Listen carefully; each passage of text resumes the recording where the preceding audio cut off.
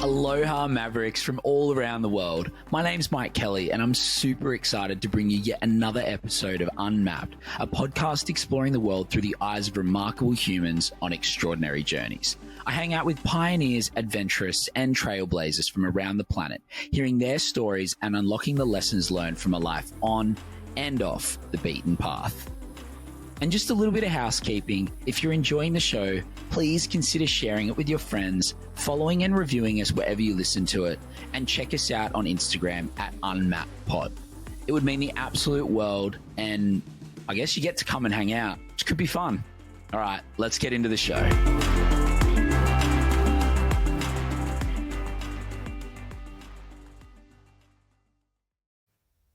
On this episode of Unmapped, we're speaking with Jock Fairweather.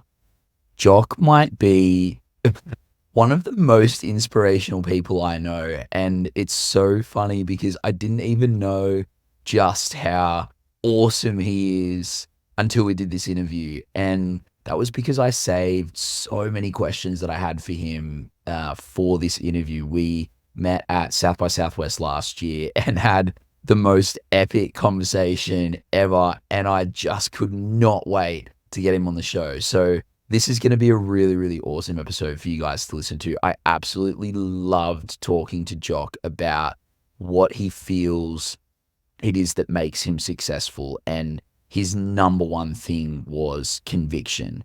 We speak about the book that he's written on his reflections and learnings through life and the portfolio of businesses that he intends to hold on to forever because he believes in the world that those businesses are trying to create, so deeply principles based. And he speaks about Naval Ravikant a few times in this interview, and I really feel like I almost had a conversation with someone who thinks as much about how to interact with people, how to think about working with people, systems, businesses as a Naval Ravikant. He is an amazing human being. Had so much fun talking to him about this, and really is a little bit of a personal development master. One of my favorite parts of this episode was when he talked about his morning ritual and the way that he thinks about strategically crafting his day.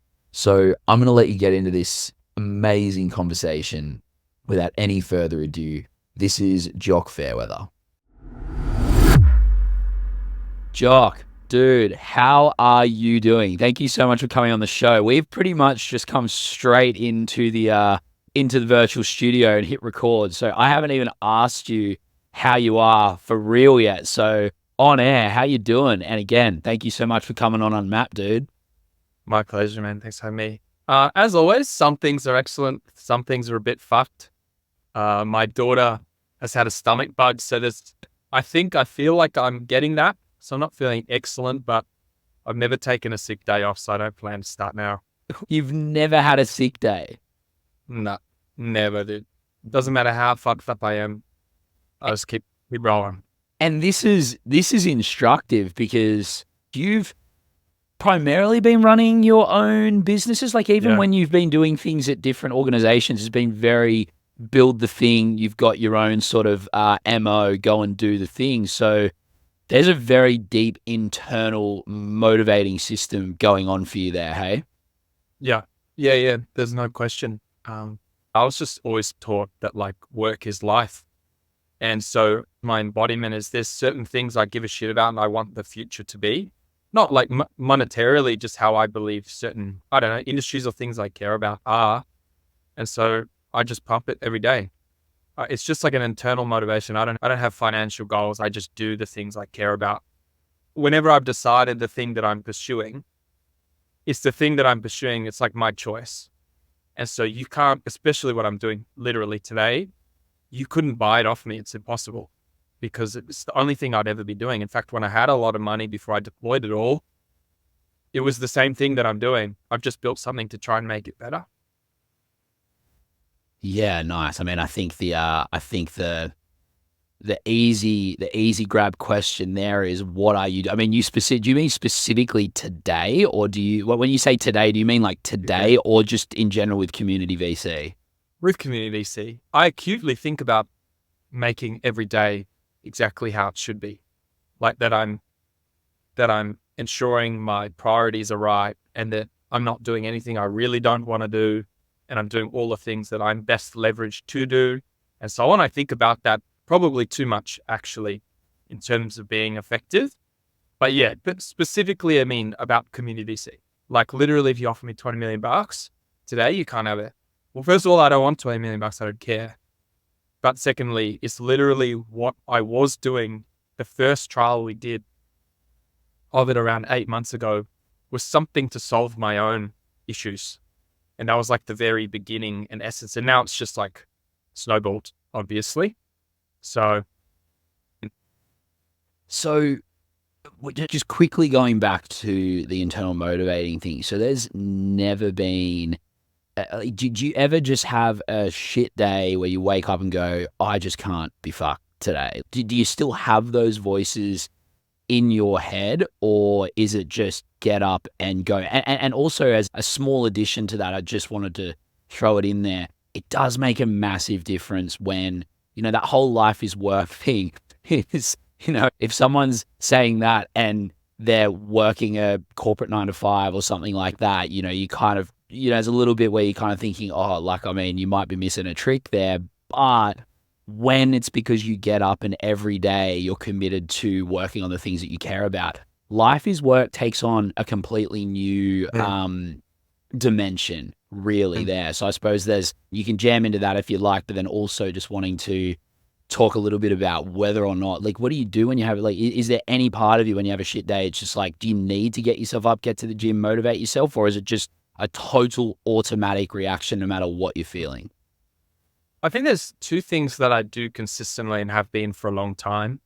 And one is putting like different anchors in place that I know are important to me. And often they're just to do with framing. But anchors, like, it can be gym routine and so on and so forth.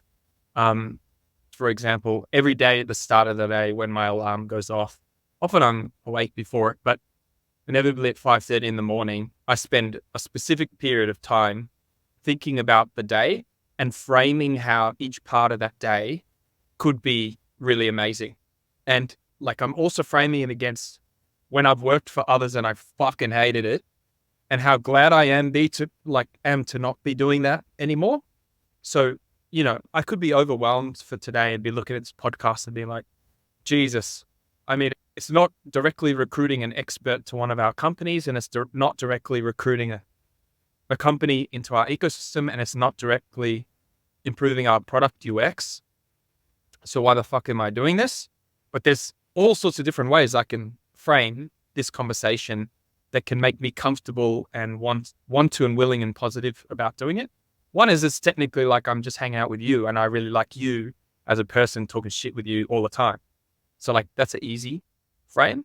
I think what I've learned inevitably is so cheesy, but like about enjoying the journey. But I think when people say enjoying the journey or enjoy the journey, whatever the saying is, there's so much nuance left out of that saying, right? And so, as an example, if it's a layup into that $20 million statement I meant before, if I looked at the things that I'm good at, the things that I'm bad at, the things that I hate, and the things that I love doing, and I created a matrix of which, in fact, I have that tattoo. I don't know if you can see there, literally, and I can extrapolate on this heaps. If I looked at that as a matrix and I put, for example, what community VC is and my role within community VC is, there's literally nothing on the planet I could think of has more of what I love and am good at and less of what I hate and am bad at possible.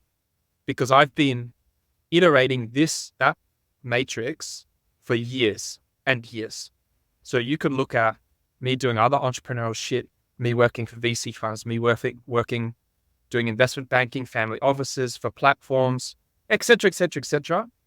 And I could retrack for you that matrix over and over and over and show you how it's evolved to suit me so intensely perfectly. Does that make sense? Yeah, man. I mean, there's a lot of self-awareness in that. And I suppose that's where the self-awareness comes from. This daily routine that you have of the first thing you do when you wake up, not only does that help you frame your day and making sure that you're getting the most out of your day possible. But in order to get the most out of your day possible, you have to know who you are. You have to Yeah. know what makes you tick. You have to know what makes you smile. And so inherent within a routine or a practice like that is the self-awareness building required to start to know just what's going to get you out of bed that day. So it becomes that kind of This, self-fulfilling thing that gets even more and more specific, like you said, because you're doing that work every single day. and then there's anchors that you can create around shit you hate doing, which is like, how could I get someone else to be doing this? How could I do this faster? How could I make this more effective? Like things that you can literally repeat to yourself every morning or before every X that help you think about removing this from your plate. Because the thing that fucks people up, I think, is the ambiguity of how long am I going to be stuck doing the shit I really hate doing or that makes me unhappy? As soon as you can articulate the length of time or a boundary of when you're willing to not do things, you create this comfortability and you're able to sort of reverse engineer what you got to do to get out of that or to make whatever you think should happen.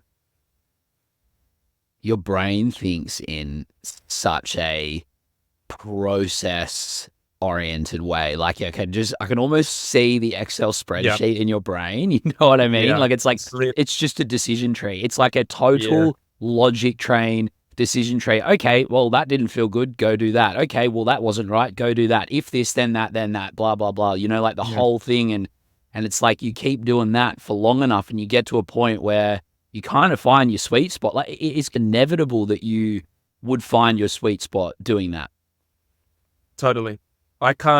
My brain cannot process how you would approach anything any other way. It just makes so much sense.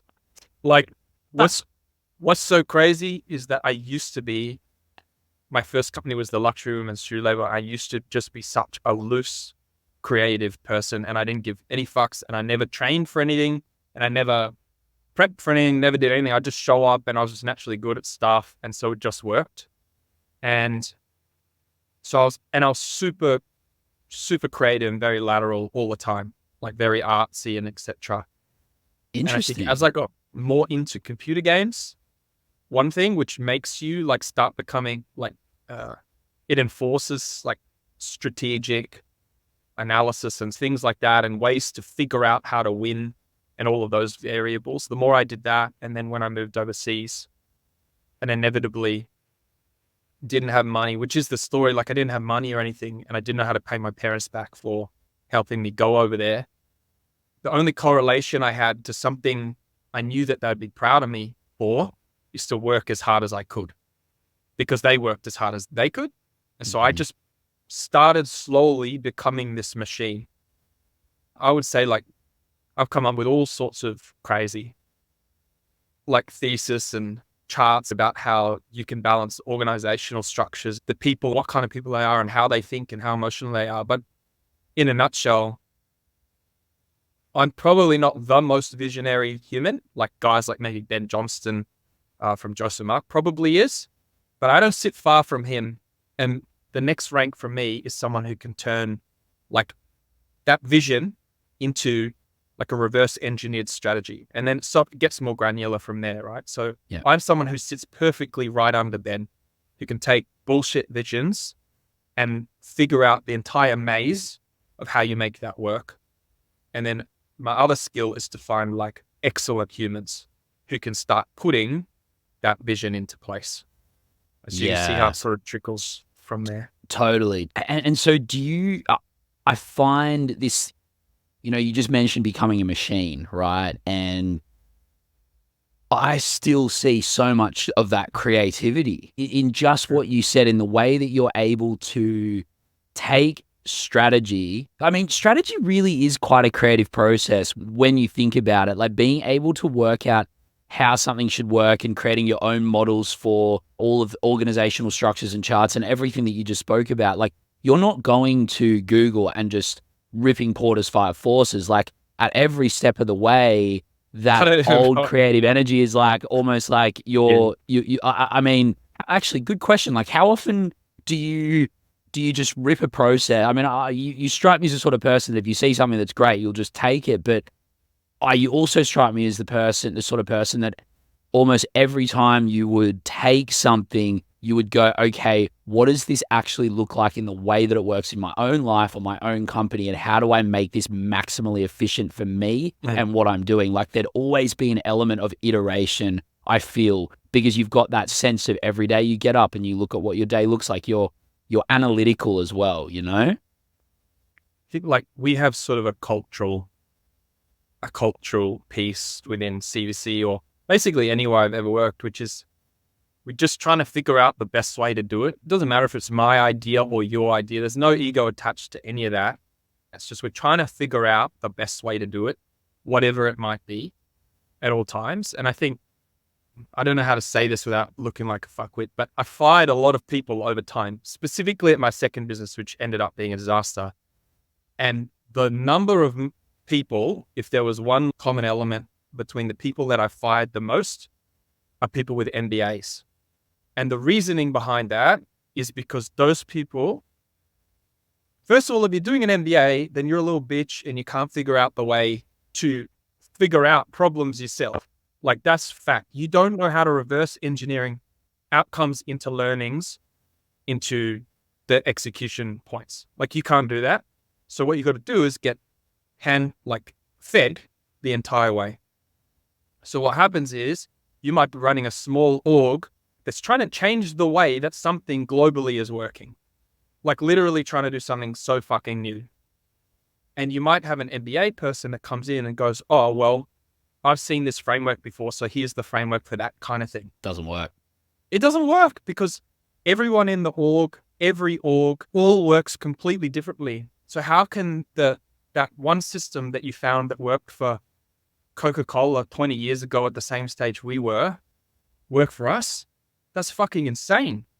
And so we talk about it all the time at Community VC. Sorry, like there's so many MBA people, by the way, that I fucking love and respect. I'm just, you know what I'm like. Yeah, the big generalizations. Like some of my best friends are those that are way smarter than me and better operators. In fact, one of our investors is. But anywho, whatever. They'll laugh at it. I think what's really important is just figuring out what is like the best way to approach something inevitably. And it's not about any static way that anyone else has done it before. And the only way you're really going to ever figure out something truly new is like experimenting with new styles. I think there's something innate in having a creative mind and then slowly becoming analytical off the back of that. I'm not sure people can be analytical and then become like creative and visionary. I'm not sure that that's true. At least I haven't seen much of it. But just to close the loop, like what we get so excited about at Community VC, which is like one of the two things that I fucking love doing, is hanging out and talking with just the smartest people ever. Totally. That one. The other is founders, because founders are in the arena and I respect that more than anything ever. But on the expert front, here's the thing to close that, like that NBA loop, is we already know, and I could show you that when we run our deck reviews, right? We run community deck reviews. We have one where 80 to 100 people from the community show up, and then one where it's like specifically these angels and deal doers, right? And this is, again, I'm just generalizing, but what I can tell you for sure is that it's never the angels and etc. that add the most value, give the most interesting insights, can like leverage their knowledge the best to help founders. Never, ever. Every time it's someone who's like a deep operator in their field, whatever it is, it can be so left field, it doesn't matter, that gives the most important, valuable insight every time. And I think that the key to that is that the angel was successful 10 years ago in whatever business type that was. And can you imagine what it was like 10 years ago operating, and when you exited whatever it was, to operating that same thing today? I mean, I'm sure there's some things with similarity, like maybe recruiting, I don't know, real estate, but the way that a lot of things have moved is so incredibly fast. So how could you possibly add value that someone who's operating today could add value? And so all the broad-based angels, mentors, advisors that were successful before, pretty much 99.9% of the time can't add anywhere near the value of like normal humans who are actual operators at the current time. Yeah, for sure. And that's definitely a testament to needing to be like on the pulse all of the time in the space that you're in and always iterating on the things that you are learning. You're talking a lot about community VC. I have a strong feeling that we are going to end up in a little bit of a CVC rabbit hole here. Before we do go in, because I do want to talk about this a lot. I think I met you. I met you as an intro through potentially doing some work with it, and the way that you were talking about democratizing VC was fucking cool. Before we do, I'm sure people have already got the sense that you are your own person and you do not give a flying shit what anyone says or thinks or how you come across. And it's funny when the first night I met you, I think South by Southwest last year, like properly met you and had a conversation. One of the first things the first two things I thought were, which is probably what are coming through for people right now, because there's no smoke and mirrors with you. One, fuck, smart dude. Two, does not give a fuck. Like just, like completely unapologetically himself. And then I was doing research for this interview. I saw a few articles. Even I saw one that you'd made on the Brisbane Times, like that you'd written yourself on the Brisbane Times, and some other stuff around the business that I'm presuming is the one that you said ended up being a disaster. And just the way that you were speaking to the media was just exactly the same as you would speak to absolutely anyone at all points in time. Just fuck. It was hilarious. No change whatsoever to the person that you are and the way that you communicate. There is something in this. There's a couple of things in this. I think one is just an inherent comfort. It's obviously confidence, but I don't think what this is confidence. You're obviously a confident guy, but there's got to be a level of not just confidence, but just complete comfort in who you are. I'm so curious about where your outlook and perspective came from that gives you this almost like innate, inherent part of you, and why? Like why when going to the media, you're a strategic dude. Is there a strategy behind this? Is there a strategy just behind like always being you, or is this just a part of you that you won't compromise on? Yeah, it's just I won't compromise. Somehow my mum gave it to me, but I've always just had unlimited self-belief. Like it doesn't, and I don't know. Yeah, again, I don't know where it came from, but as we've discussed already, I can figure out how to solve like any problem, within reason, of course. And based on my reps of doing that, then I have a lot of confidence about whatever it is we're talking about. If I'm up for it, then I'm up for it, and I can figure it out. And I'll figure out the way to win. And I think there was something inherently given to me, but also like drilled into me by my mom. Definitely. I remember specifically, like another instance that's relevant to this is at the end of LT2, I remember specifically that we'd gone over and above for, like, this is not a sob story. I don't give a fuck, but like we'd gone over and above for so many people in that business and shortchanged ourselves continuously. Like we never took equity and did all these things that we should have done in hindsight, obviously. And at the end of all of it, I never did anything wrong to anyone. And I was the only one that got shat on. I lost everything, I left with like $62 after selling everything kind of thing. And I remember specifically counting that there were only 13 people of like 14,500-ish people that we helped. There was only 13 people on the whole planet, friends and family and people we helped included, that at the end of it were like, I'll do anything to help you and I'm on your team, no matter what, media and whatever, saying 13. So I don't know the maths, you do the maths, it's a pretty low fucking percentage. And so because of the way I was brought up and because of that, my inherent belief has always been like that family and etc., like blood doesn't mean anything. It's the way that people act and are for the long term with you that counts for everything. So anyway, we don't need to do any fucking graphs around that. And I think like the third thing, which is the thing I'm most passionate about really, is that I'm trying not to throw people under the bus that might watch this.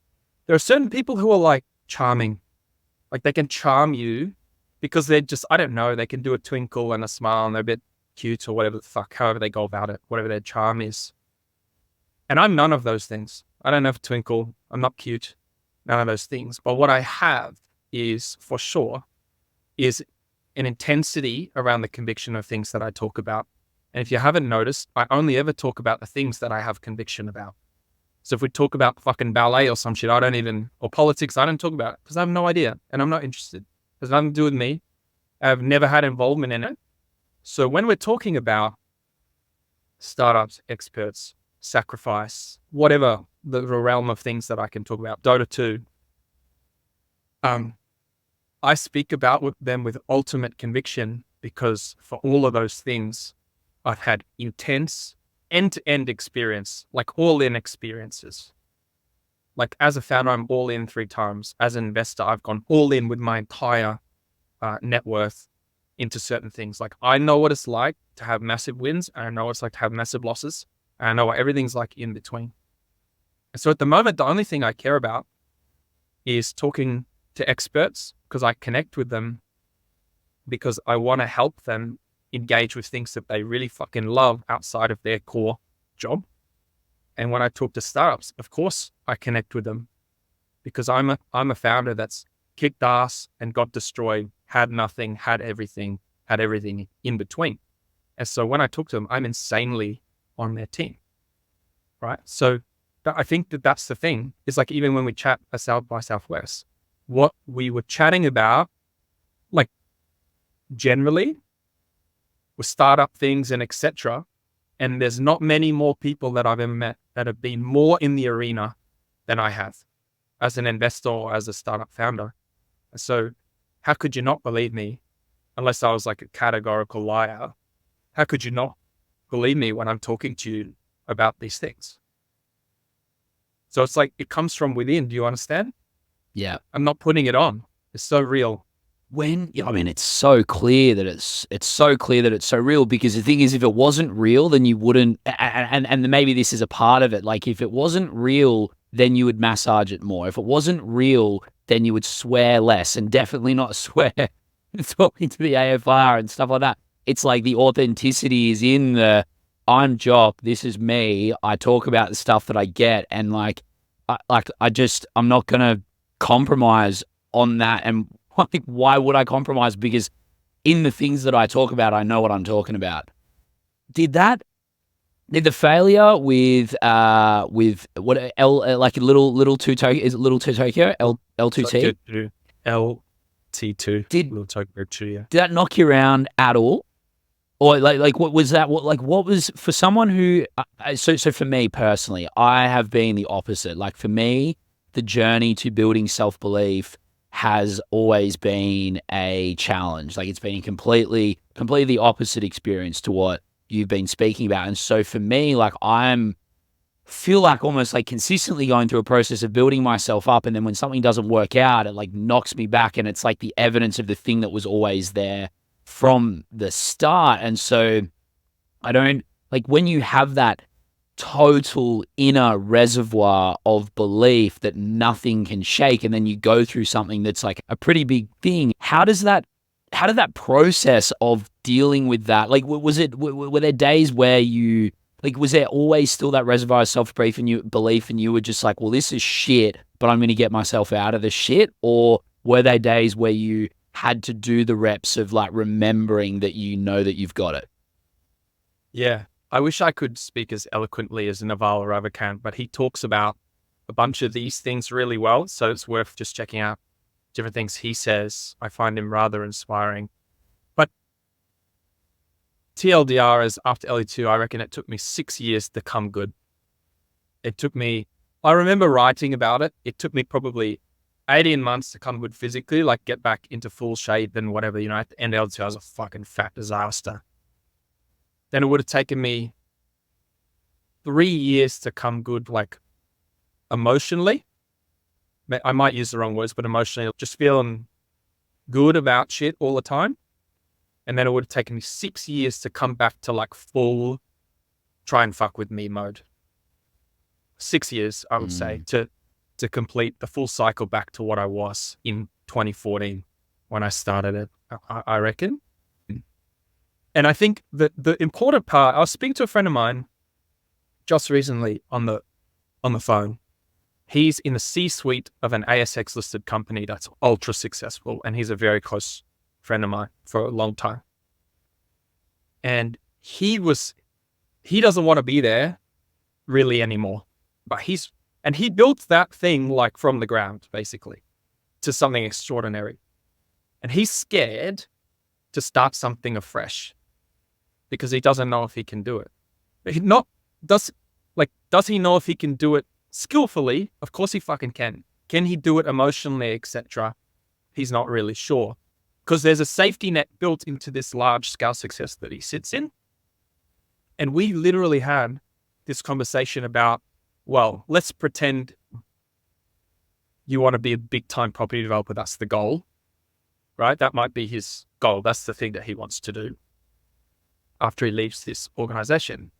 Well, you don't go from leaving your organization to trying to be like Grayer, which is a really successful property developer group. Why wouldn't you, for example, with however you're going to do it, just do like one smaller unit block that hardly touches the sides of your net worth and effort and build some confidence, and then do 2 unit blocks, and then do 3 unit blocks, and then blah, blah, blah. And sooner or later, you will have built the conviction in what you're doing and the belief in yourself to jump ship and send it, right? So I actually think that all of this self-belief and practically everything that in existence is just about 1 foot in. If you've ever been ultra depressed, like in a bad zone, right? I used to go for just really long walks. And the premise of the walk is, in order to survive, all you got to do is put the next foot in front of the other, right? I know by the end of the walk, I'm feeling better. I feel very fucked up at the start of the walk. But all I know is I just got to keep putting 1 foot in front of the other, and I'll end up at the destination, right? Same thing for the big time ASX CEO. Same time, it's the same thing for everyone. It's just like building in those reps. You build your own infrastructure, you know? Yeah. It's funny that you talk about it, like, because a lot of people think that, and I think this was, so for me personally, I feel like it took me to some degree. No, actually, to some degree, I think I still am. I had a travel tech thing, very, very early stage. We launched our MVP in February 2020, backed by Emirates, Dubai Tourism, blah, blah, blah, blah. The 2 founders are still cracking on. Like, they have been so resilient with what they do, but we got absolutely pumped. Like, obviously launched the MVP. We're now looking to build some traction so that we can raise some cash so that we can kick on and kick on and kick on, like do a seed round, and off we go to the races. And that didn't happen. And even though there's nothing that I could do about obviously COVID, we pivoted. I put everything I had. And that's the thing. You put everything you have into these things because they are like, work is life. Life is work. It becomes the thing that you are so, it's just the only thing that matters to you. Like, it has to be the only thing that matters to you, really. And so put a good 18 months, 2 years, I think August 2021, I ended up leaving, and I had absolutely nothing left, like financially, mentally, emotionally, physically, spiritually, just had nothing left. I was smoking weed every day afterwards, eating like 4 sausage and egg McMuffins from Macca's, put on 20 kilos in 6 months, just trying to do something or anything to not feel the failure of that. And then I kind of got myself back up and started a Web3 business that did really well for a bit. And then the Web3 did what Web3 does.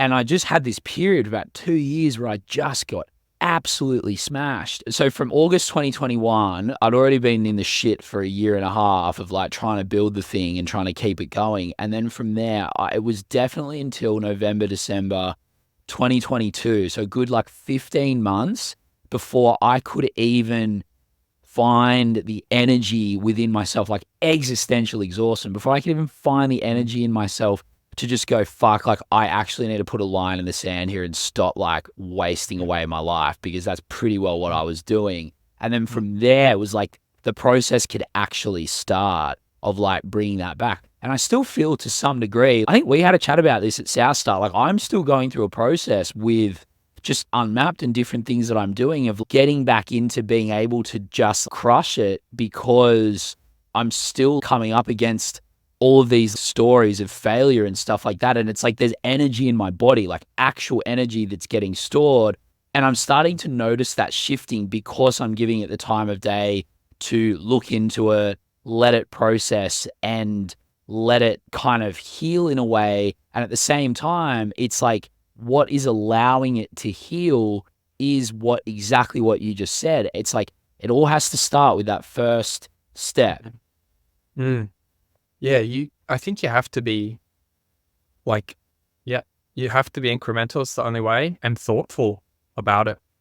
As you just said, like hopping out of the travel and tourism business and then rushing into Web3, you would have realized while you were doing it, but clearly you did in hindsight, that it was just too quick to do that. And so at the end of LT2, I took some time off. I remember handed back all the keys, left my staff on with pay, handed over the power of attorney to my counselors. I'm like, yeah, just fucking sort it out. Gave them their pay, threw my phone in the river, and I went to Vanuatu. And then I was just like figuring shit out. And when I came back, I tried to do two different things. I tried a startup of which I had $1.5 million committed. And the day before we were like meant to get the investors' money, I can't remember who wrote it, AFR or Crewmail wrote something. And the investors pulled their money. They're like, we can't be associated with you. Totally fair enough. But someone internal of the network knew what I was up to and clearly leaked something. In fact, I know who that is, who's done it a number of times. Went again, my friend, starting something new. We had a whole bunch of customers signed up. Day before launch, something leaked to the media. They all pull out, etc. Wow. So anyway, I was walking down Queen Street outside the Chanel in Brisbane. I ran into Mark Salby he was the ex-founder and CEO of Blue Sky private equity that got shorted by Glaucus, and it's just a big fucking nightmare. The biggest nightmare. And he got kind of unfairly annihilated, and he was the media target. Anyway, I ran into him just during this time, and I was the new media target, and he literally said, he just like, we hugged and laughed, and he said, thank God it's you now. And he's like, I was like, fuck off, wanker. And anyway, he was like, what are you up to? And I'm like, oh, I've been trying these things, but they keep fucking dogging me, whatever. And he's like, dude, I'll give you some advice. He's like, you just take 3 years off on the ground. Everyone will forget, no one will give a shit, and they'll find a new target. Don't worry about it. And so I know for sure that first company I was going to get the $1.5 million for, like I really know. And I knew at the time that I was basically just like clutching at straws at any idea I had that someone would back me in for, just to like revitalize myself or how I looked in front of everyone. It was all like existentially driven. And I know if I did it, it would have been a fucking nightmare. Absolute nightmare. Oh. And so like meeting Mark, going down this whole journey of like 3 years quietly, etc., was the most important thing ever. And I remember after the 3 years, I sort of started getting a bit more active, but I just felt in me, like you're suggesting, I know what it's like to be like fully all in and just at all minutes of every day, obsessing about something and being like impenetrable. Doesn't matter how many no's I get, whatever. And I just knew that I wasn't that at the time. I knew I could come back to that sooner or later, but I knew I could change the world, which is every time I've tried something, I'll only do it if I know I can be the best in the world at it. Like, or whatever we're doing can be the best in the world. And in order to be that, I believe I had to be like I was with that unlimited confidence, and I didn't have it yet. And it took me another 3 years plus incrementally trying shit. Like I said, I mean, I'm community VC full-time since March this year, I think. So whatever that is, 3 months. But I was like trying some shit out in the open for another 5 months before that, 5 or 6 months before that, and incrementally growing my confidence and understanding and etc. about it before jumping shit. And I reckon I'm pretty psycho. It took me 6 years, and someone else went all in and then tried to come back before 6 years. For the most part, of course, there's people better than me, but I call bullshit. Yeah. It's so common for people to have a failure and then the next thing is they're like, I got to start the new thing. I got to get back on the horse. But it's never about getting back on the horse or finding the next thing they're super passionate about. It's about showing everyone, and probably to some extent themselves, that they've got it and it wasn't a mirage or an illusion that they're doing in the first place. When you just, like, what would you say to that version of Jock now that you know that you deep down didn't have the resources, the internal resources and capabilities that you needed to be able to succeed, and you weren't even doing it for the right reasons? If you could go back and have a conversation with that Jock doing that idea or business, what would you say to them? I think that it's like somewhat attuned to like reverting into self-reflection and trying to truly understand what matters to you and what matters to people you care about, and really figuring that out. Just like the more, it's the problem with social media anyway. I'm no expert, but the thing about social media or just anything about like leaning on external sources for validation is it's just fucking insane.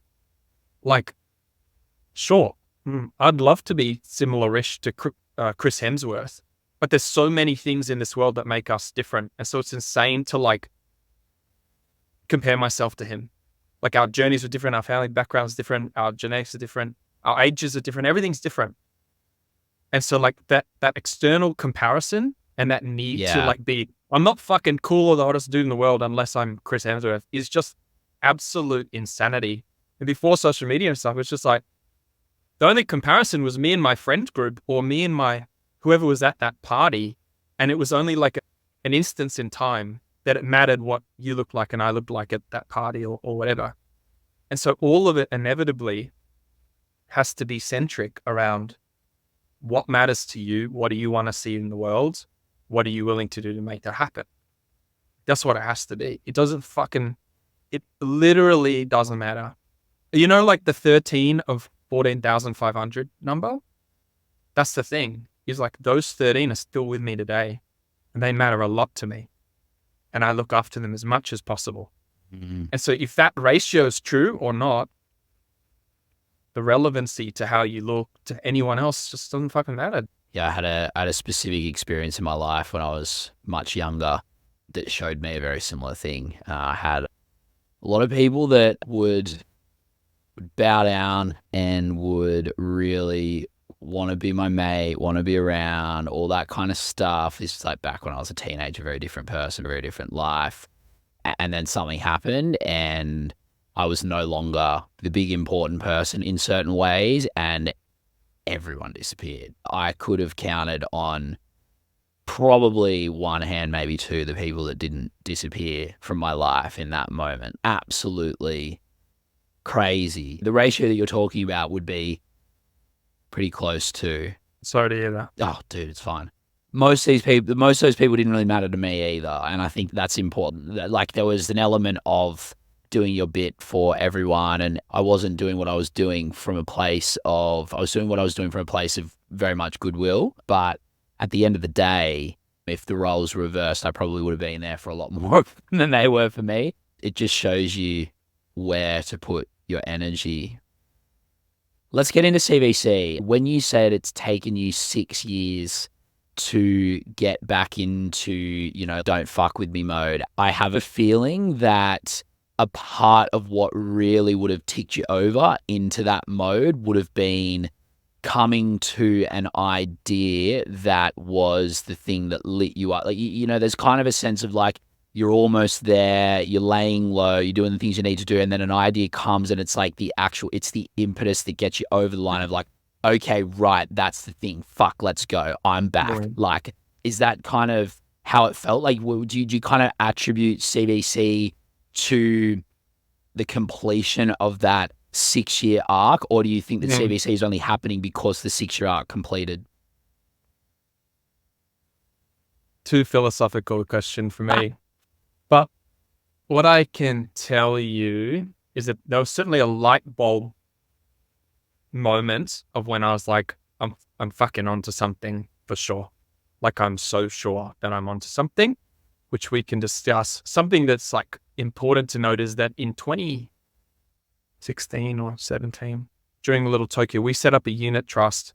We were running this 4-stage program for companies, and if they went like graduated through the parts of the program, we'd either take like a financial or an equity reward. Oh, anyway, we started too late in the piece for any of it to come to fruition, so it's irrelevant. But we'd come up with this idea for like all that time ago for mentors to put in time, and for every hour was attributed a dollar value.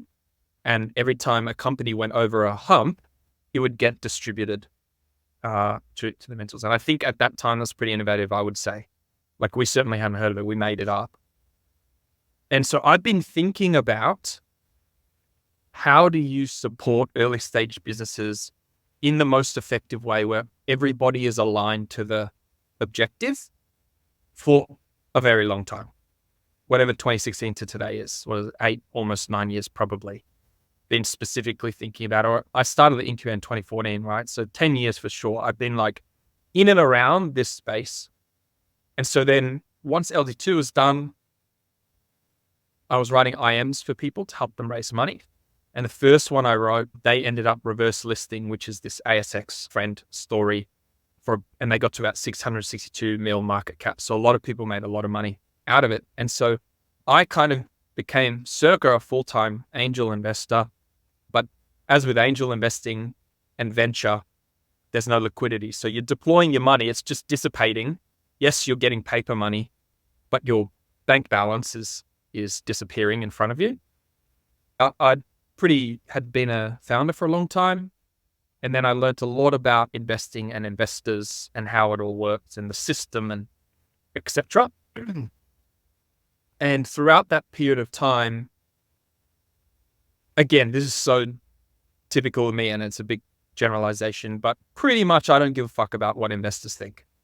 Like I give a lot of fucks about what founders think, and I give the next level of fucks about what experts think that are relevant to those founders.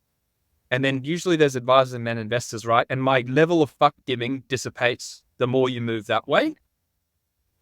And I was watching these founders get raped and pillaged, particularly ones with insane like competence, potential, etc. And I started learning some really like interesting things, such as there's shitloads of companies that might not make like the VC cut, but they have huge potential. They're just missing some pieces, right? So there's this triangulation of where a company is, what investors want to see, and like who's going to help them get there. And so I was looking at that. I was like sort of exploring that.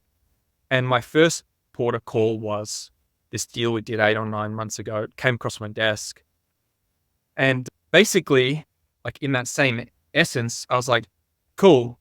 Like I get where you are. I'm interested to like figure out what other investors think and care about. And I want to know some credible people will also get behind this, like, so I can build conviction. And so I asked if I could run due diligence out in the open, basically. And I was like, there'll be a lot of benefits to this.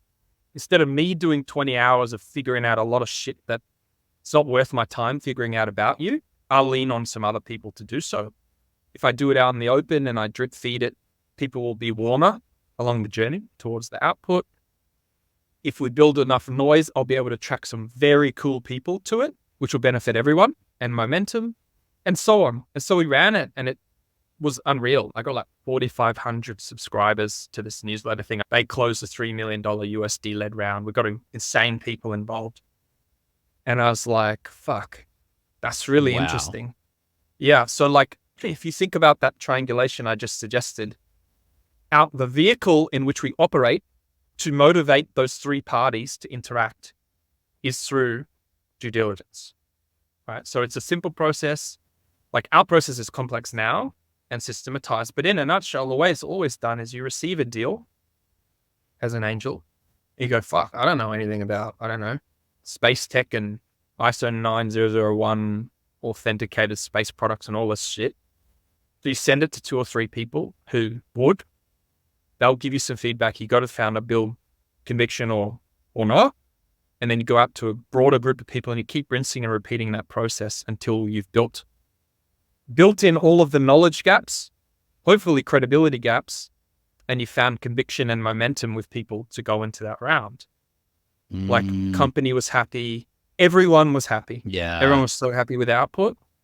And so I just basically started rinsing and repeating that process. And still today, like we kind of do it as like it's almost like an educational endeavor.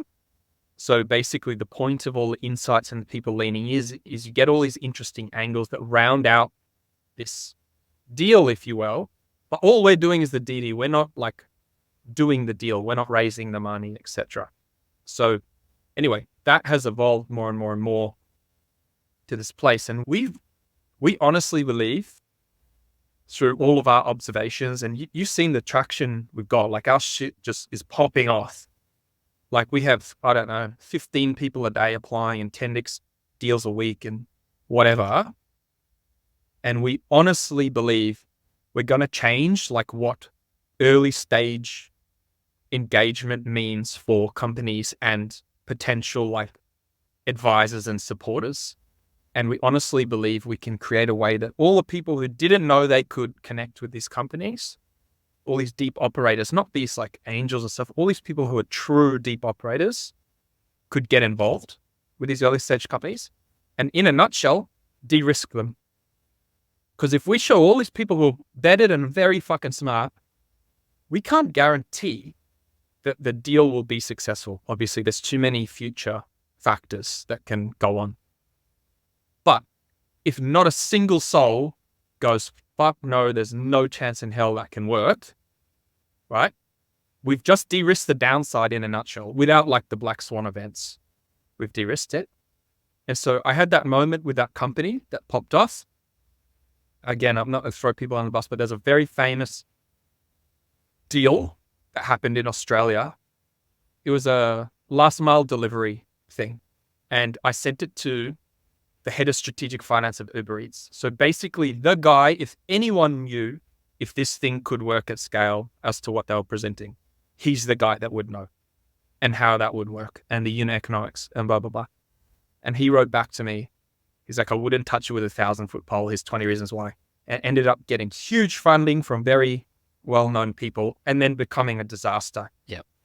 And so if you pair the upside of the community DD and involving all these incredible people just by like leaning into a DD process, so everyone builds conviction together, and you pair it with like specific experts that can just like suggest there's no downside, if you will, or de-risk it, you got sort of like a magic thing going on.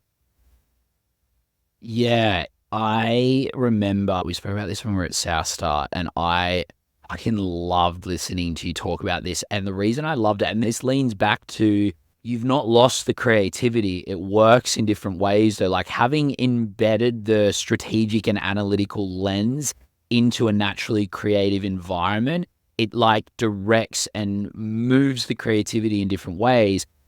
I don't think anybody would have put DD or due diligence into investments and becoming a center point hub for community and where essentially all the deals will start flowing together. So you've got people coming in, sending you their decks, you're taking a look at the deck. And I also remember one of the other things that you've said to me in the past as well is investing is the most important part of investing is knowing the 90% that's shit and essentially gambling on the rest, right? And so what I'm imagining is like fairly quickly you're looking and going, okay, the 90%, all right, that's not going to work. And then with that last 10%, it's like, all right, this is worth it. And then you're going out and finding the best people, probably, I mean, like generally, I'm assuming like in the world almost, particularly if you're talking space tech and stuff like that, you generally wouldn't be just looking for people in Australia to look at these deals. So slowly you're building this ecosystem of people who are absolute experts, both as operators in their field, understanding different verticals of how business operates, how those industries operate. And so all of a sudden, not only have you got people coming to you because they know, like founders are coming to you because one, there's a chance of getting investment. Two, because if they get the CVC DD tick of approval, it's probably going to help them get investment from VCs. It's like, it's fucking brilliant. You know what I mean? Yeah. That might be quite simplified, by the way. So please feel free to go into the strategy a bit more and stuff if you like. There's no question that there's a strong value prop for every persona. If it's a VC, an angel, an expert, a founder, someone looking for work, like there is definitely a value prop. But I think what's important is anyone could look at this and just go, "What's a fucking marketplace? I'm just going to whip up a directory and try and invite every founder and every expert on the planet into it." People probably have tried though. Of People course have they probably have. tried and it hasn't worked like it has for you. Yeah, and there's ones that do exist and they're dog shit because the nuance of how each party needs to interact and work with each other and how they need to validate their intent throughout the process and inevitably engage so everyone thinks the time and outcome is equitable and fair and worth it is basically what I've been thinking about for an extremely fucking long time. And that shit is nuanced and so important to this process because anyone watching this could go, I'll just fang up a marketplace. It's basically the same thing. It's so different. It's so extraordinarily different the way that this all works. And we've been doing the reps. We've been doing so many reps of this, like successfully and some unsuccessful, of course, but so many to get to this point. It's extraordinary. But like, again, if we loop it all the way back to what I was saying is, I just love meeting ultra smart people and I'll never understand most of what they understand. But if that's one thing that I love doing and learning, and the other thing is backing in people who are going in the arena, then this is exactly the spot to be. So the entire endeavor of what we're doing, we have systematized what I did normally, like as the Jock show of when I used to run a syndicate and all that shit. And now we're platformatizing it to actually make it like a real product that basically doesn't require me whatsoever or us whatsoever. And we're imminently close to it. But I think it's strategically, there's a lot of upside in terms of what we're doing. But like, even if we just broke down the different examples of the work we've done with these different teams, it's extraordinary. It's extraordinary, the outcomes and how happy they are. Like a team that we have right now. Can I just talk about one team? Right? We got this team. I hope he doesn't mind. I'm sure he won't. Alex, the founder of a company, Lust Lab. And Alex has like an AI type academic background. He worked on the Hadron Collider thing. Like the dude's full genius. Wow. And he wants to build, or has been building for some time, modular infrastructure that helps develop ethical AI porn. It can be laterally applied in the future to a lot of things, but that's where he's starting as a beachhead. What often happens is when you find a technical founder with a technical solution, the gaps that they have are rather clear because they think often in ways, but better than me, like in matrices, they already know what their gaps are. And so when they engage with us, it's very clear. And we're like, cool. Well, let's make it obvious what the gaps are, what you're offering, et cetera, and put it out to the community, right? And he must have 30 something people in his team channel now. And I'm talking like global AI experts, global ethics experts, global ethical AI experts, legitimate ultra high nets that are worth like 500 mil plus. like the breadth of people leaning in to help him come up with whatever, fulfill his gaps, like his objections and his key statements is like extraordinary. And the Wow. reality of that at such an early stage is we know it's so fucking lonely. There's so many known unknowns, so many unknown unknowns too. They all want like a capital outcome. Like they want to raise money, and there's, things that we sort of like help them get ready for that. But they've now got 34 or whatever the number was of these extraordinary humans leaning in as early as possible that they're nurturing and engaging and building, right? And what I was always taught in investing from some very, very successful investors, that you always want to invest in lines, not dots, right? And so the premise is, when like you prepare your pitch deck and you send it to a bunch of investors, but then it takes 3 or however many months to close the money. The reality of that is that you built that pitch deck in a silo. And so why does it take 3 or 6 months or however long to get that money? And to filter who will in the first place even look at you? The answer is because they're trying to build trust in who you are and what you're saying and how likely it is that you can actually execute that. Right? That's exactly what the fuck is going on.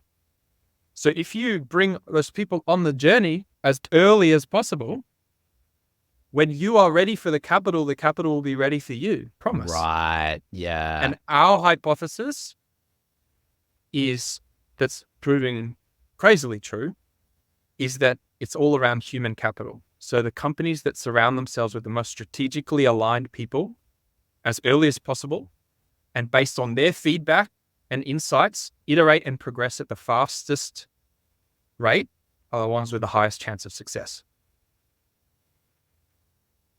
That's an epic insight. I recorded a podcast the other day with a guy who's founding an amazing business in meditation, which is kind of the other side of my life. And he's honestly, like, I think that like they're doing something that is the coolest thing that I've seen in meditation, like maybe ever. Like it's such an amazing like product, such an amazing like journey that you go on as a user. It's a really, really solid business, and it automatically started thinking around like that they've got those elements there as well. Like they got really good people around them, both in terms of the product itself, but then getting around the right people in terms of business infrastructure, in terms of money and raising and investors and stuff like that. They've kind of got the whole gamut there as well, which is cool.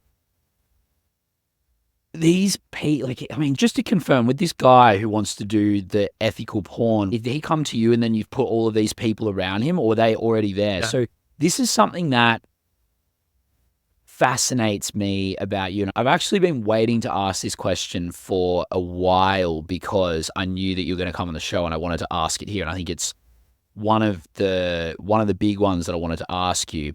Obviously, you've got a little bit of momentum with what you're doing with CVC now, but just like when you first started this and you were going after all these kind of big experts from all over the world for these first couple of deals that you were looking at doing DD on, I never, when I've spoken to you about this, ever got the sense that people just didn't respond to you or people gave you a no. Was this something where you just bashed the house door down, or was it something, I mean, this comes back to your missive before around being thoughtful as well. Like I'm presuming that the way that you were approaching these people, even if it was just on LinkedIn, very curated, very understanding why they would want to be involved in something like this. And so it just feels like your hit rate on getting responses for what you do is high. And that is an incredible skill to have. It's an incredible skill to have if you're like a 0 to 1 type person, right? One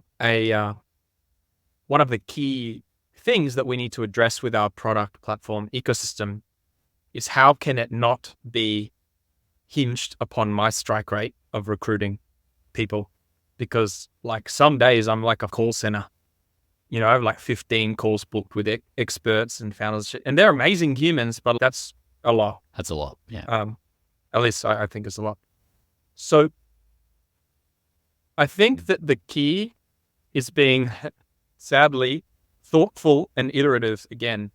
Trial and error, things on different user types and personas, and see how they cut through, right? And I know certain personas want to know exactly what they're getting up front. Certain personas want to know about the process. Certain personas are willing to just do it because they're aligned and so on.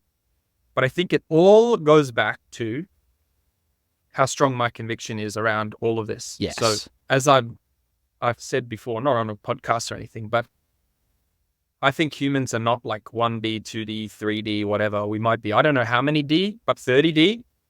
And so the premise of that is like, if you work a 9 to 5, you're bored as fuck probably. And there's all these things that are interesting to you and matter to you and you wish the world could be. And so if you pretend you're 30D, that could be like saving the ocean and saving koalas. It could be ethical AI porn, all these different things that really matter to you. And what I want to enable is that you as a human could have a portfolio of companies that works economically for you somehow. I mean, that's like the golden goose, but can be completely representative of what you hope that the future can be. And that we can enable you to get access to that company or ownership of that company without it having to drag you out of your 9 to 5, as an example. And so when I talk to these companies, and I believe that wholeheartedly, like if I literally died today, I've written a book and a half for my daughter of all my life lessons and reflections. Wow. And that's I have a cool. portfolio.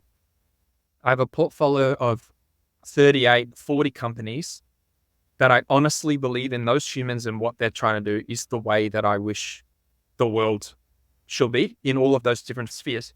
So if I cark it today and she gets that, that's a pretty fucking good job, I reckon. I reckon I did a real good job. And that's my perspective. So when I talk to these people, beyond trying to be clever around personas and what they respond to and so on and so forth, the reality is that my conviction around what I am doing, for me, is the most important thing that I could ever be doing that matters to me the most. And so like I said earlier on, people get that. Whether I fucking send you a text or I'm talking to you on a podcast, I think that my energy around that and my belief transfers to you. It does. I honestly believe that. It definitely does. And I think the magic here is, is a lot of this reaching out on LinkedIn, or is a lot of it now you've got mutual connections and you can sort of leverage that? I mean, to be able to get conviction across in a cold message is definitely a skill. Can you just give me an example of, not with a specific person, but an example of a type of user persona and how you might have iterated on messaging them or getting into communication with them in order to give me an example of how your brain thinks about that process. Okay. The 10 to 15 applications we get a day come via the platform. So you will have seen we use this memo, right? Basically what an investor deck is, it's a long form deck of all of the Q&A and insights that you gather up while you're on this 3 to 6 month capital raising journey. So that's what that is. And what we do obviously is we send that out, and then all the supporters and contributors into that send it out to people, and the founder does. So lots of people get it. So then we get all of these people entering on the modal, and we see what persona they are. And then we start a nurturing process of engaging them in our ecosystem, Gotcha. right? But still today, we're very we have so many people on Database that we could bring into the ecosystem. But as with any business of this sort, we need to be manually curating it so that there's, quality standards met and safety and trust until we get to the point where it's not manually handleable. And we can also figure out hacks and processes as a product to extrapolate inviting more people in, of which I couldn't have met all of them, and so on and so forth. So it's just like staging that approach and balancing how many companies you can have versus how many supporters they need versus the conversion of each. Okay. So it's just like staged. Yep. In terms of so we have a lot inbound already, 10 to 15. We don't do marketing and shit. It's not a thing. Like my LinkedIn's all right. 20 something thousand followers or something or other. So mostly we just use that. or I just use that to just talk shit. There's no strategy behind that at all. I just kind of use it like Twitter's meant to be, I think. Anyway, it doesn't matter. There's no strat. It works for me at least. And I swear and shit. And anyway, it doesn't matter. We do outbound definitely. And we do that specifically when the community doesn't have what the specific need is for that company. So through the process, as I said, the objections and statements that are important to that company's triangulation to investors arise, like they bubble to the top. And sometimes we can't attribute a profile or anything to it, to solving it. Or maybe they don't want to or whatever. And so sometimes I have to go out and find them. And yeah, I just go literally outbound, message them and so on and so forth. Now, in terms of iterating, I just judge it on hit rate, as you said, as to what I try to massage. Or if someone writes back and goes, oh, but what's remuneration look like? Or how does it work? Then I just like add a bit more or to the message a little bit more. Or, Yeah. Some really smart people literally written back, cool to lean in, but how do we leverage my time the best or my insight the best into your process? Like they literally wrote that. And so I'm like, fuck, okay. If I'm talking to a human like this, in this kind of role, this is how they think, and so on. And I just sort of like start, massaging that continuously.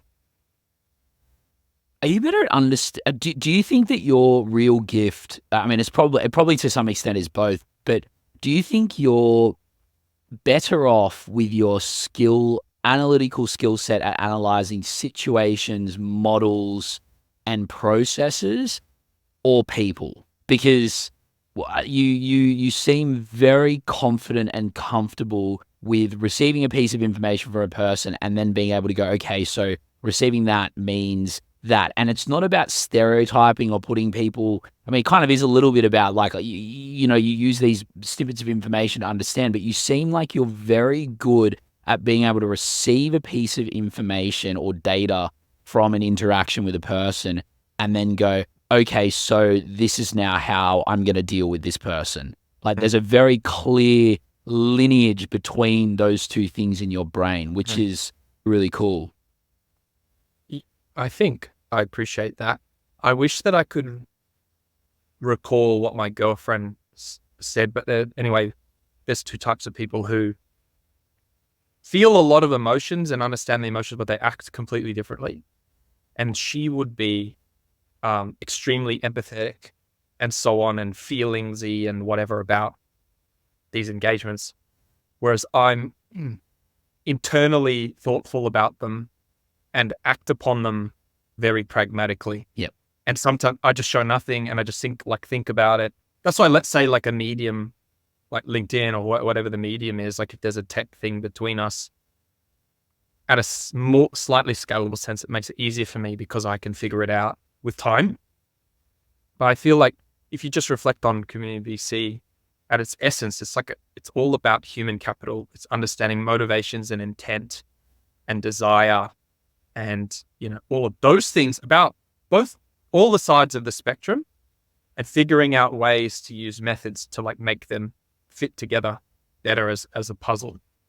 And so I think that you're right. I think a lot of people on the outside would certainly put me somewhere on the spectrum and think that I don't understand what people are thinking and feeling, but I would suggest it's exactly the opposite. I think I understand more than what most people do. It's just the way that I choose to engage in it is very different to what like normal or whatever, sensual and emotional and whatever humans are. I think that's all it is.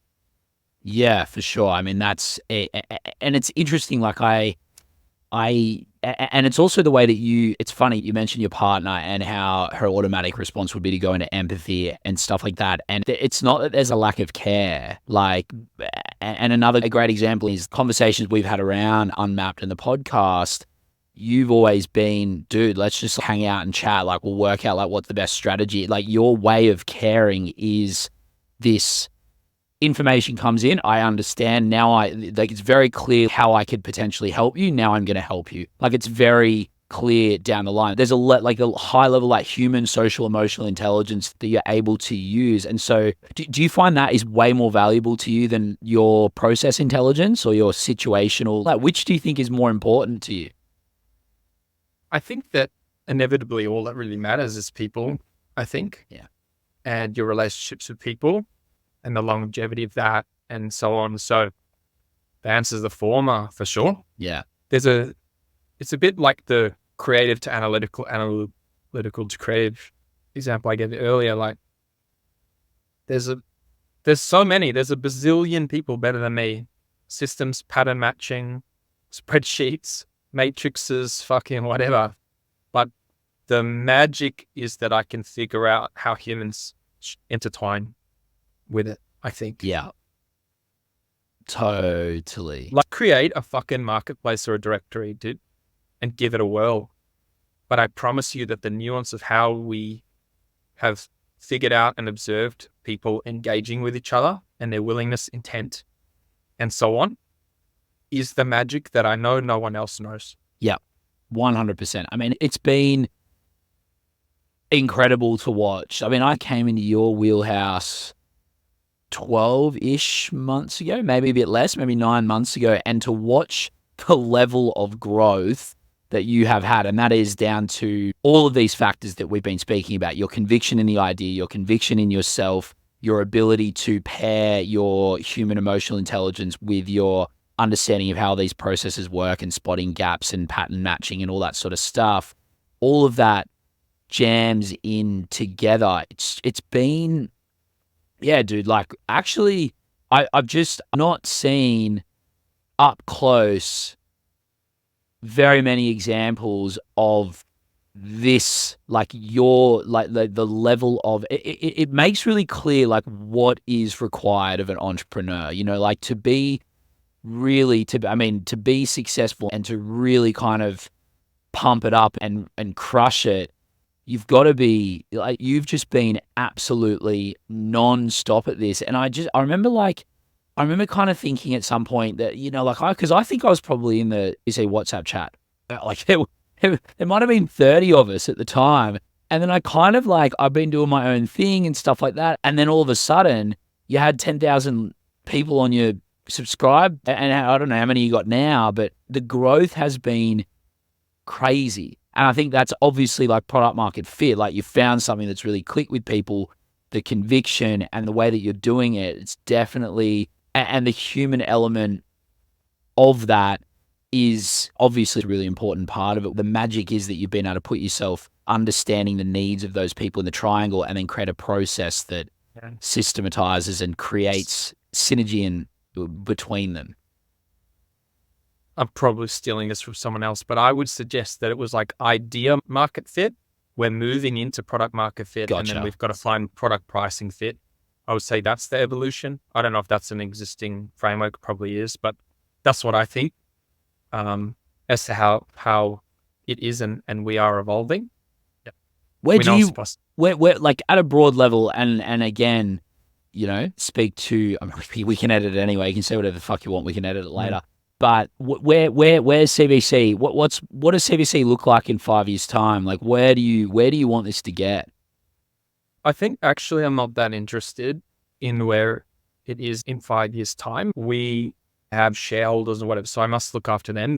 We'll never neglect that. That's totally there in my mind, of course. But I feel like the thing that matters the most is that we are acutely focused on our core customers and their needs and interests, and everything that we do is in order to enable them and help them succeed. Because if we enabled whatever 1,200 founders to be successful, which were all ones that got overlooked before and they did things to change the world, that's a pretty fucking crazy outcome.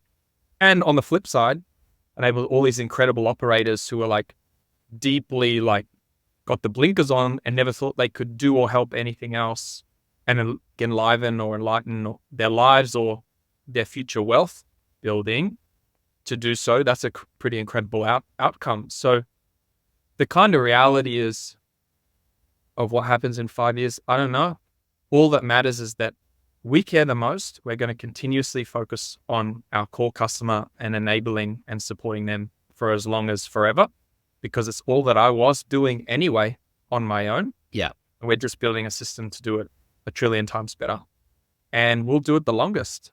When Rocket Internet attempted to copy Airbnb in Germany or wherever it was, and then try and crush them or sell it back to them, and the Airbnb guy called up Zuckerberg and was like, oh, we're getting fucked by these guys. And Zuckerberg was just like, man, as long as you focus on your user, build the best product and do it for long enough, inevitably you'll win. Yeah. And, whatever his ikigai is, that Brian, is it anyway, that the Airbnb guy, if Airbnb is his ikigai, well, it's come true.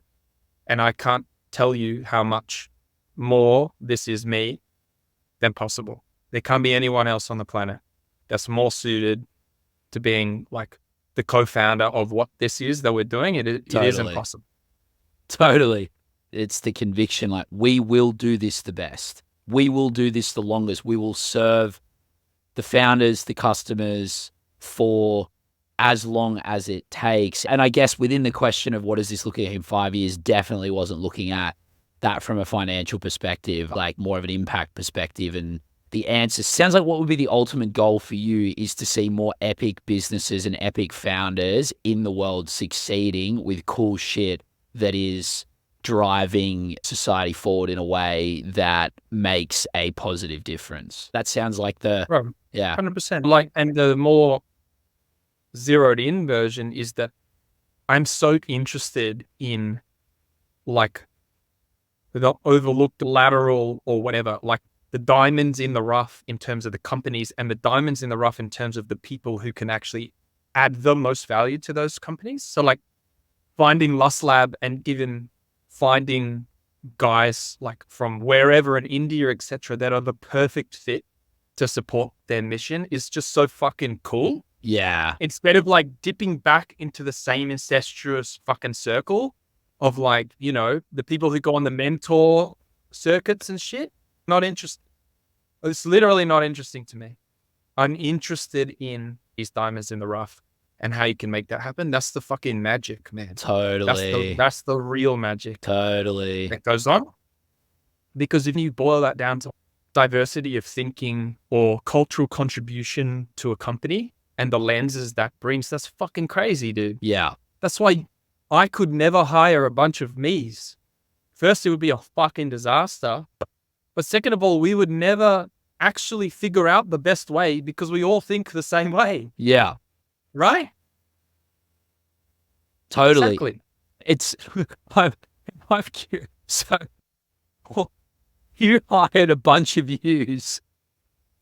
What would happen? What do you think would happen if 5 of you had to run a company together? Oh, just, man, unlimited HR reports. Is it all right? Yeah. Exactly. Like Spectrum or what? It's just like things that, yeah. Totally. To start to wrap up. No. Yeah, we're moving away. We're moving away. I gave you the shovel then, so I'll take it back off you and we'll run away from that. I want to go back to these books. Just to start to wrap up. We're sort of getting to that point in time. I want to go back to these books. So you've got the book of the companies or the organizations that you think are doing the stuff that you would really want to see the world look like. And then you've got a book of lessons. One, I love that. And if you want to share a little bit into your motivation behind doing that, go for it as well. Because I think it's just a brilliant idea and it might be something that I steal down the track. But if you're comfortable sharing just the first lesson out of that whole book that pops up into your mind at this point in time, and then one of the organizations or companies that you feel most aligned to wanting to see succeed in the world. So actually, the first book is reflections, like a set of reflections, and like the original thing, the idea, the thing that got kickstarted me to give it a go was Jordan Peterson runs some sort of, I've totally forgotten. Anyway, the 4 increments of life or 7 increments of life that matter or something. And he runs the program. I didn't do the program, but I heard him speak about it. I was like, oh, fuck, I can do that. And I just began that and just evolved it. Right. So the first book is just reflections of basically like from 0 or whatever I can remember to the age of 30. The second book that I'm halfway through is really meant to be from 30 to 35, like ages 30 to 35. And it's a book, I don't know the name, but maybe it'll be like Comfort in Chaos or something like that, where it's how I use these rituals and anchors and iterate them to like stay on the right track and to not lose my shit and etc. So like my daily anchors, how I evolve them, all of my different thoughts and things that go on and ways that you could approach anchors or rituals to like remove them from your life or keep them sustainable in your life. So it's actually, they're the 2 books. The 40 companies is my portfolio of companies that my daughter will inherit. Oh, right. When you said portfolio, you mean these are the companies you backed? Yes. Oh, where gotcha. all my money is deployed. Yeah, exactly. And so in terms of lessons, I think like we've covered, the essence of my life really, like Yeah. on this call, to be frank with you. I haven't released it for no reason. It's fully like done, 280 pages and front and cover and all that shit. It's just like, Wow. I suppose that ego in me doesn't want to waste it. Like it needs to, from what I understand of releasing a book, it's a lot of effort to get a lot of traction with it. Yeah. And visibility. And I feel like it's, what's the right word? Like 15 to 25-year-old men would connect the best with it. Yeah. I'm pretty certain of that. Like a lot of people that know me have got, digital copies of it, Cool. but I haven't released it yet, probably because I want to do it justice. But inevitably, if I never do and my daughter just gets it, like that's what I wrote it for anyway. That's so cool, man. Like how long did it, how many, not how many hours, but if you just sat down and pumped all of that out, would have that been like 3 months of your life to do that? 6 months? Like that's a serious time, like investment there. I've written it down. I did it incrementally. Yeah. I basically came up with the premise of the book, the chapter structures and how I would run each chapter, and then listed out all the different chapters and the subheadings in each different chapter. And then I literally went about and I spent an hour every day. My strategy was I would do it on my walk. So I'd walk and talk, like I'd know what the subject heading is, and then I'd walk and talk it into the phone. And then I had an editor, but they would gather all of that and turn it into, some of it's like mixed wording because of the transcription, but Yep. that would help sort of refine all of that. And that was my strat.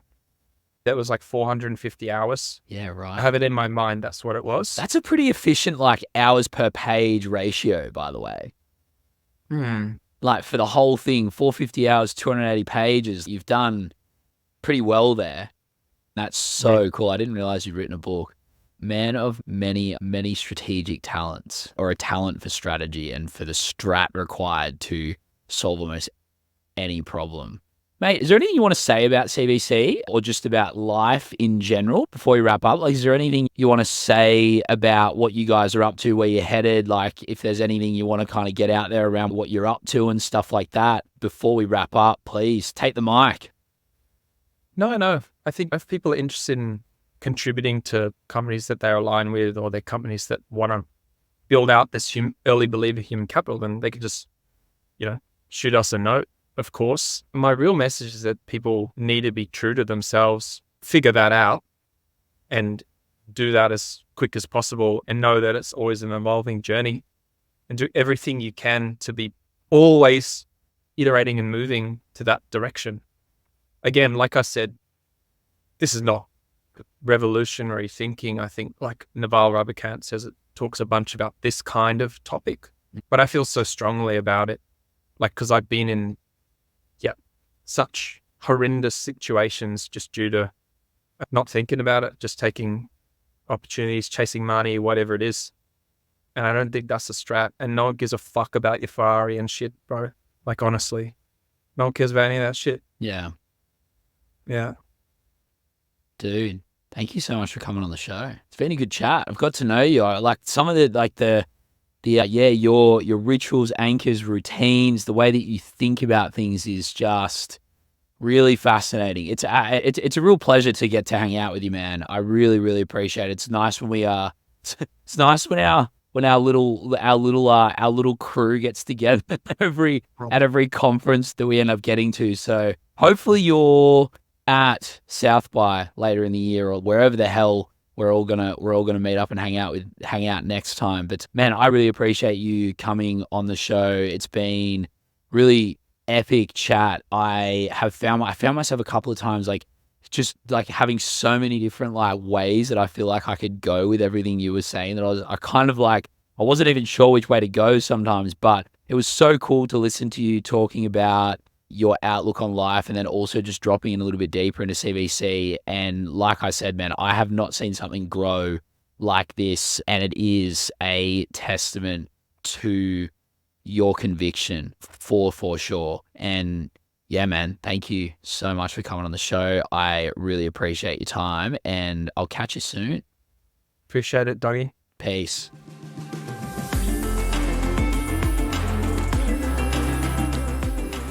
Thank you so much for tuning into another installment of Unmapped. I really, really hope you enjoyed the episode. I always have a blast creating them, and it brings me so much joy to share them with you. As I said at the start, I'd really appreciate if you share, follow, and review the show if it feels right for you. I'd also like to thank my great mate Josh Ryan for the magic he makes in post-production, my studio partner Bondi Radio, and Arman at Model Studios for the brand's design. I honestly could not do this by myself, so thank you, thank you, thank you. Until next time, I'm Mike Kelly, and this has been Unmapped.